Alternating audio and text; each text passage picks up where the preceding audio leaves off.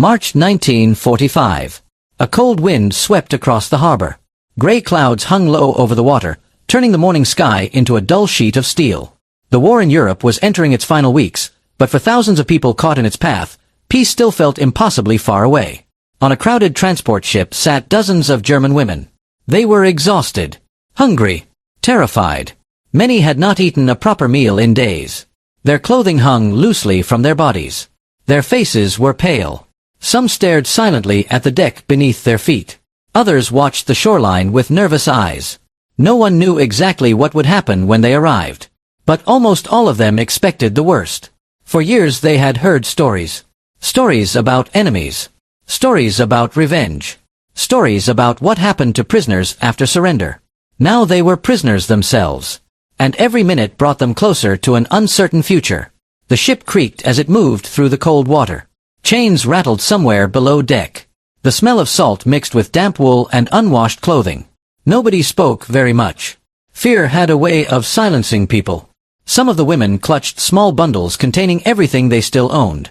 A photograph. A letter. A worn scarf. Tiny pieces of a life that no longer existed. Behind them lay a Germany they barely recognized. Cities reduced to rubble. Railways destroyed. Families separated. Entire communities erased by years of war. Ahead of them stood American soldiers. The enemy. At least that was what they had always been told. Yet something strange was about to happen. Something none of them expected. As the transport approached the dock, nervous whispers spread among the prisoners. Would they be interrogated? Punished? Humiliated? No one knew. One young woman later remembered feeling certain that the moment she stepped onto the pier, her life would become even harder. She prepared herself for shouting. For insults. Perhaps even violence. Instead, what she saw made no sense. American soldiers stood waiting. But they weren't holding rifles at the ready. They weren't yelling. They weren't threatening anyone. They were carrying something else entirely. Metal containers. Boxes. And large steaming pots. At first, nobody understood what they were seeing. The women exchanged confused glances. Some assumed the food was meant for the soldiers. Others believed it was some kind of trick. After everything they had experienced, kindness seemed impossible. War had taught them not to expect kindness. The ship finally touched the dock. A loud metallic clang echoed through the harbor. The women rose slowly to their feet. Many struggled to stand. Weeks of uncertainty and hunger had drained their strength. One by one they began moving toward the gangway. The wind felt colder now. Their hearts pounded. Every step brought them closer to the Americans. Closer to whatever fate awaited them. And then came the moment no one had anticipated. An American soldier stepped forward. Not with a weapon. Not with a threat. But with food. Real food. Hot food. The smell drifted through the cold air. Rich. Warm. Unmistakable. For a brief moment nobody moved. The women simply stared. They had spent so long worrying about survival that they could hardly process what was happening. Food was one of the rarest things in their lives. Many had become accustomed to hunger. The constant ache in their stomachs. The weakness in their legs. The dizziness that arrived whenever they stood too quickly. Now suddenly, standing before them, was something they had almost forgotten existed. A proper meal. Yet the greatest surprise was not the food itself. It was who was offering it. The enemy. The same enemy they had been taught to fear. The same enemy they believed would hate them. And as the first bowls were handed out, emotions that had been buried beneath months of hardship began rising to the surface. Some women looked away. Others stared at the ground. A few fought desperately to hold back tears. Because hunger was only part of the story. The war had taken far more than food. It had taken homes. Families. Certainty. Hope. Now, in one unexpected moment on a cold harbor dock, many found themselves confronting something even more difficult than hunger. Humanity. But to understand why this simple act carried such enormous emotional weight, we must go back. Back to the final months of the Second World War. Back to a collapsing Germany. Back to the long journey that brought these women to this moment. Because the Real story begins long before the food was served. To understand why a bowl of hot food could bring grown women to tears, we have to return to the final months of World War II. By late 1944, Germany was collapsing. The signs were everywhere. Factories struggled to operate. Rail lines were constantly under attack. Entire neighborhoods disappeared beneath Allied bombing raids. Food shortages grew worse with each passing month. For ordinary civilians, daily life became a battle for survival. Every morning began with uncertainty. Would there be bread today? Would the market still be open? Would another air raid strike before nightfall?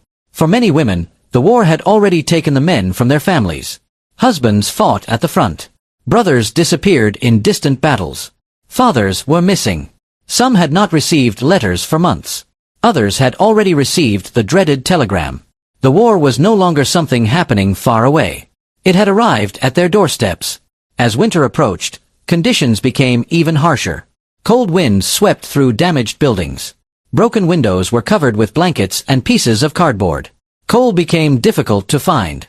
Many families spent nights shivering beneath layers of clothing. The smell of smoke lingered constantly in the air. Not from fireplaces, but from destruction.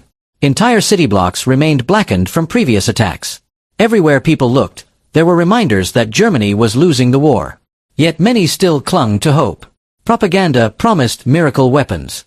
Radio broadcasts predicted victories that never came.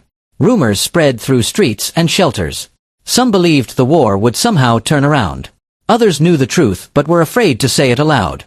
Then the front lines moved closer. Much closer. The sound of distant artillery became part of daily life. At first it sounded like thunder. Then it grew louder. Day after day. Week after week. The war was coming. And everyone knew it. As Allied forces advanced across Europe, thousands of civilians found themselves caught in the chaos. Roads became crowded with refugees. Horse carts rolled through muddy fields. Families carried suitcases, blankets, and whatever possessions they could save. Children cried from exhaustion. Elderly people struggled to keep pace. Many traveled for days with almost no food. No one knew where safety could be found. The entire country seemed to be moving. Among those refugees were countless women. Some traveled alone. Others cared for young children. Many had not eaten a proper meal in days. The hunger was relentless. At first it felt like an empty stomach. Then it became weakness. Then dizziness. Eventually it became something worse. A constant companion. An ache that never disappeared. People learned to survive on almost anything they could find. Thin soups. Small pieces of bread. Potatoes when available. Meals became smaller and smaller. Sometimes there was nothing at all. One woman later recalled that conversations often revolved around food. Not politics. Not military news. Food. People spoke about meals they remembered from before the war. Fresh bread. Warm cakes. Roasted meat. Simple things that now felt impossibly distant. But hunger was only one hardship. Fear followed them everywhere. Nobody knew what would happen when Allied troops arrived. Years of propaganda had painted terrifying images of the enemy. Many civilians expected revenge. They expected punishment. They expected suffering. The uncertainty was almost unbearable. Then came surrender. Town after town fell under Allied control. German forces laid down their weapons. The Third Reich was crumbling. For many civilians, the end of fighting brought relief. But it also brought new questions. What would happen now? What would happen to those displaced by war? What would happen to prisoners? And what would happen to women who suddenly found themselves under the authority of the former enemy? These questions haunted thousands of people.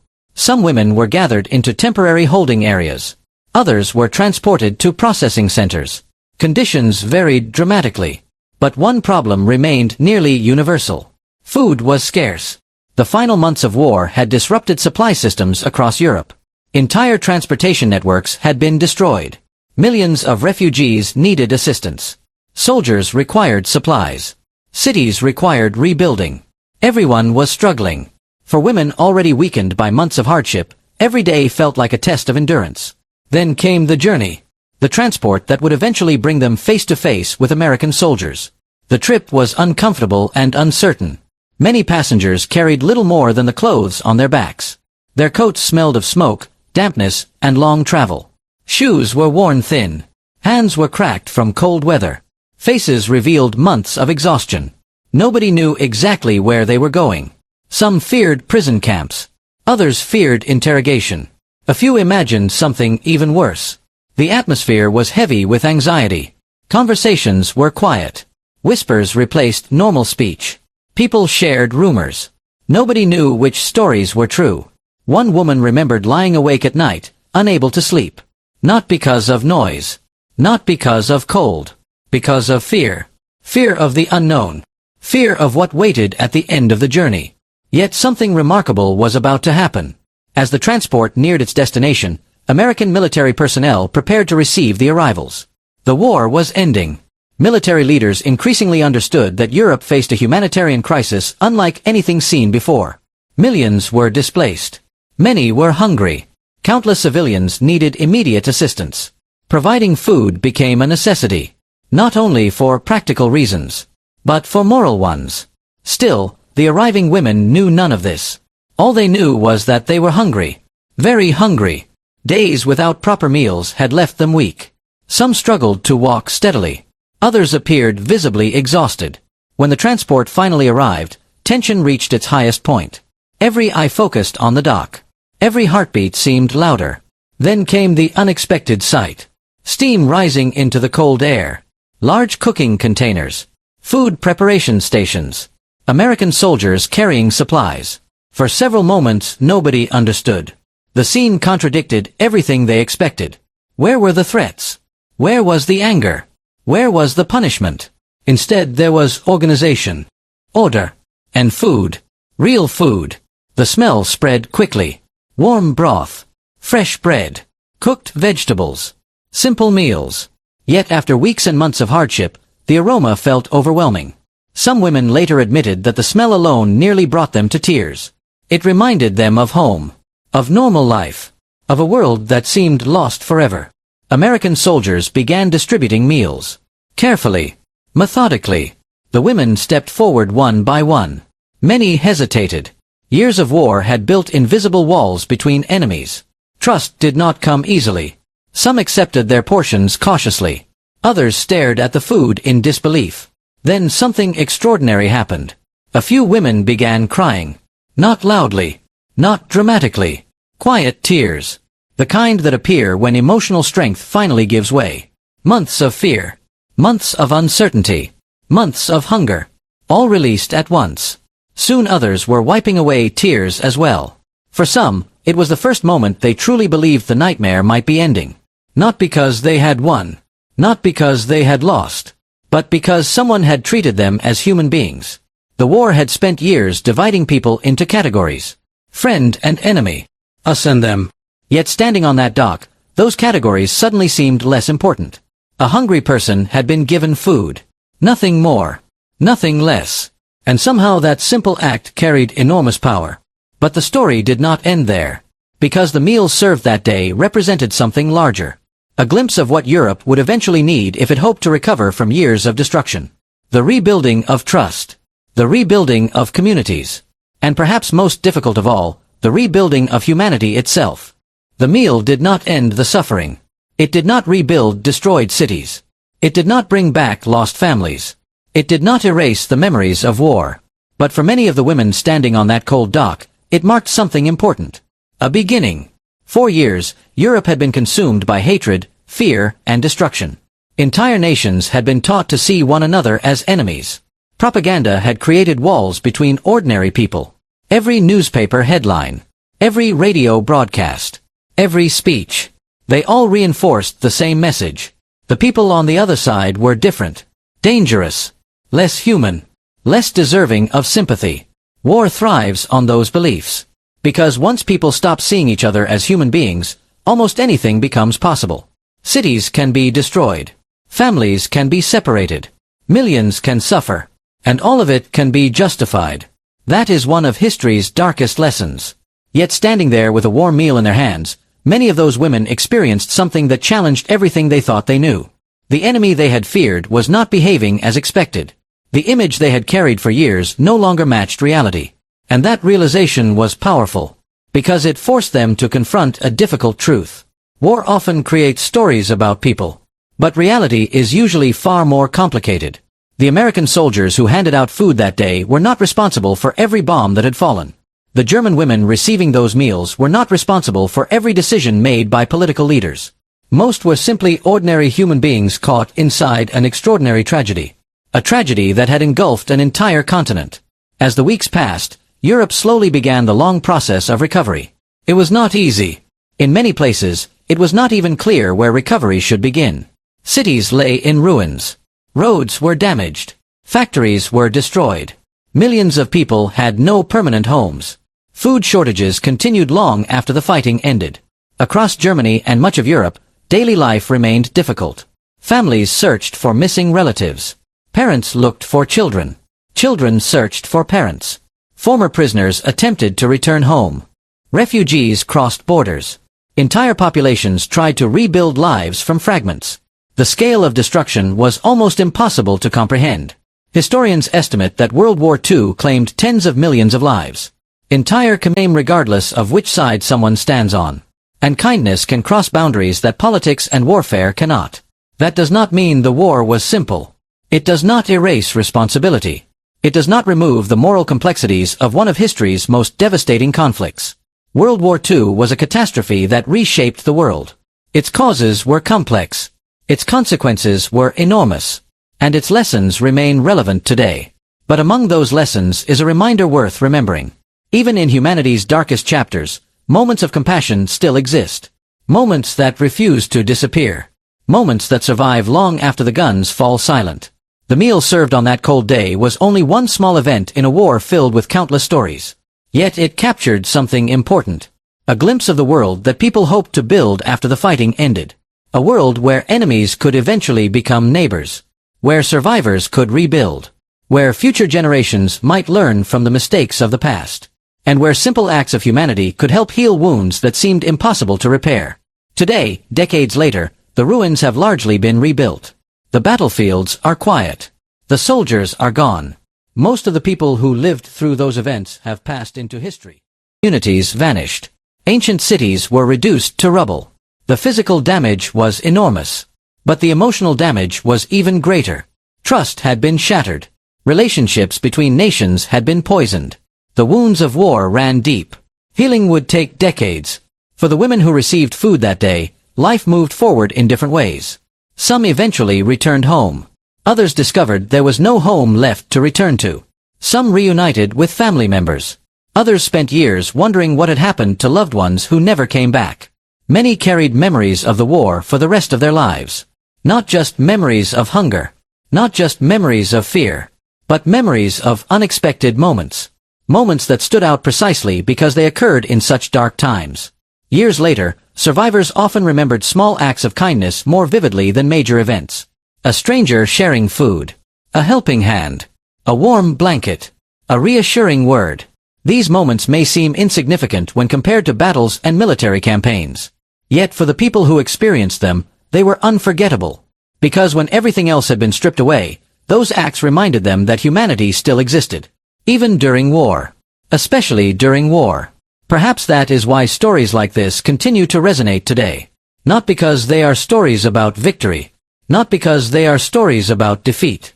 But because they are stories about people. History books often focus on generals, governments, strategies, maps, battles. And those things matter. But behind every major historical event are ordinary individuals trying to survive. People who become hungry. People who become frightened.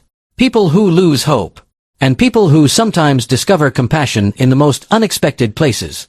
The women who stepped off that transport expected hostility. They expected punishment. Some expected humiliation. Instead, they encountered something far simpler. A meal. A basic human gesture. Yet its impact lasted far longer than the food itself. Because it reminded them of a truth that war often tries to erase. The truth that suffering is universal. Hunger feels the same regardless of language. Most of the people who lived through those events have passed into history. Yet their stories remain.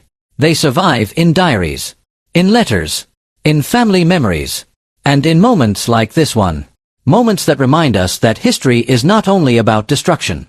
It is also about endurance, about survival, about resilience, and about the extraordinary power of compassion when it appears in the least expected places. Because sometimes, in the middle of war, the most powerful act is not winning a battle. Sometimes it is simply offering a hungry person something to eat. And for the women who stood on that dock so many years ago, that simple act became a memory they would never forget. A memory of warmth in the middle of coldness. A memory of kindness in the middle of conflict. A memory of humanity in the middle of war. If you enjoyed this hidden World War II story, please like, subscribe, and join us for more forgotten stories from history.